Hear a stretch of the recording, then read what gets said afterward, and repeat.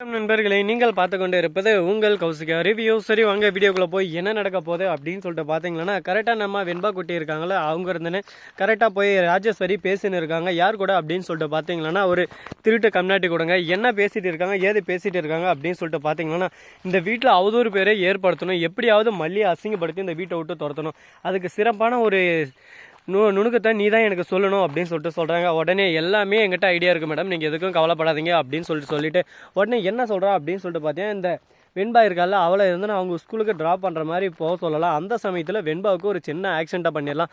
அதில் மல்லி தான் இது காரணம் அப்படின்றத நீங்கள் கிரியேட் பண்ணி அதுக்கு மேலே எப்படியெல்லாம் சண்டை போட முடியுமோ போடுங்க.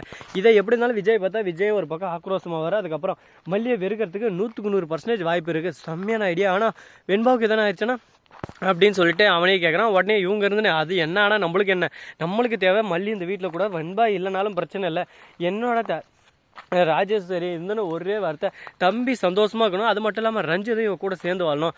அந்த வெண்பாவையும் என்னை எப்படியெல்லாம் அசிங்கப்படுத்துறா, குட்டி வாண்டு திம்ட்டுண்டு இருந்துன்னு நான் அதுவும் நேற்று முளைஞ்ச காலம் மாதிரி முளைஞ்சிட்டு இப்போ இன்னும் ஆட்டம் ஆடுது, அவளை சும்மா விடக்கூடாது, அவளையும் எதனா சிறப்பாக செஞ்சு விடணும், அதுக்கு தான் இந்த இது அப்படின்னு சொல்லிட்டு சொல்லியிருக்காங்க. இதை கேட்டதை என்ன பேசுறது ஏது பேசுன்னு சொல்லிட்டு தெரியாமல் ஒன்றுமே புரியாமல் குழப்பத்தில் குழம்பி போயிட்டு இருக்காங்க. இதுக்கப்புறம் என்ன பண்ண போகிறாங்க, ஏது பண்ண போகிறாங்க, இந்த பிரச்சனை எப்படியெல்லாம் ஒரு பக்கம் போக போகுது அப்படின்றது கூடிய விரைவில் கூடிய சீக்கிரம் உங்களுக்கு தெரிய போகுதுங்க.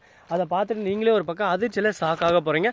அது மட்டும் இல்லாமல் இத்துடன் நம்ம வெண்பா இருக்காங்களா அவங்க இருந்துன்னு ஒரே வார்த்தை தான் அவங்க அப்பாவை போயிட்டு அந்த வீடியோ ஃபோனை ஆன் பண்ணி வச்சுருக்காங்க. அவங்க அப்பா கிட்ட காட்டுறாங்க, இதோ பாருங்கப்பா என்ன கொள்றதுக்கு எவ்வளோ சதித்திட்டம் தீட்டுன்னு இருக்காங்க, நீங்கள் எப்போ பார்த்தாலும் இவங்க நல்லவங்கன்னு சொல்கிறீங்களே, இப்போ தெரியுது எங்களோட சுயரூபம்.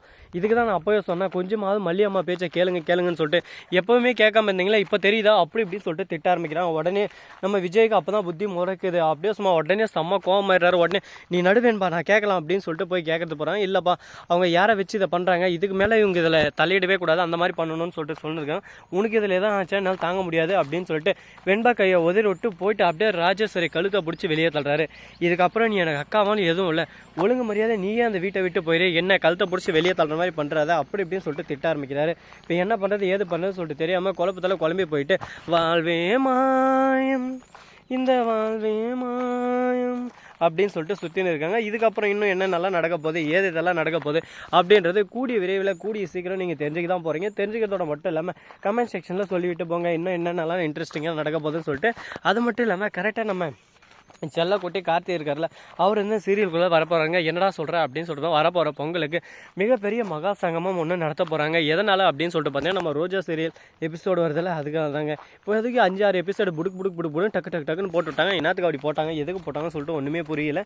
ஆனால் போட்டுட்டாங்க. இதுக்கப்புறம் என்ன நடக்க போகுது, என்னென்ன தொடர போகுது அப்படின்னு சொல்லிட்டு கூடிய விரைவில் தெரியுதான் போகுது. அது மட்டும் இல்லாமல் கரெக்டாக நம்ம விஜய் இருக்கார்ல, அவருக்கு ஒரு குட்டி ஆபத்து ஒன்று வரப்போதுங்க. அதுக்கு ஜோசியர் இருந்துன்னு என்னென்ன பண்ணணும் ஏது பண்ணணும்னு சொல்லிட்டு சொல்லியிருக்காரு. அதை செய்வாங்களா செய்ய மாட்டாங்களான்னு சொல்லிட்டு கூடிய விரைவில் கூடிய சீக்கிரம் நீங்கள் பார்க்க தான் போகிறீங்க. பார்த்துட்டு அதை தெரிஞ்சு அதை கமெண்ட் செக்ஷனில் சொல்லிவிட்டு போங்க.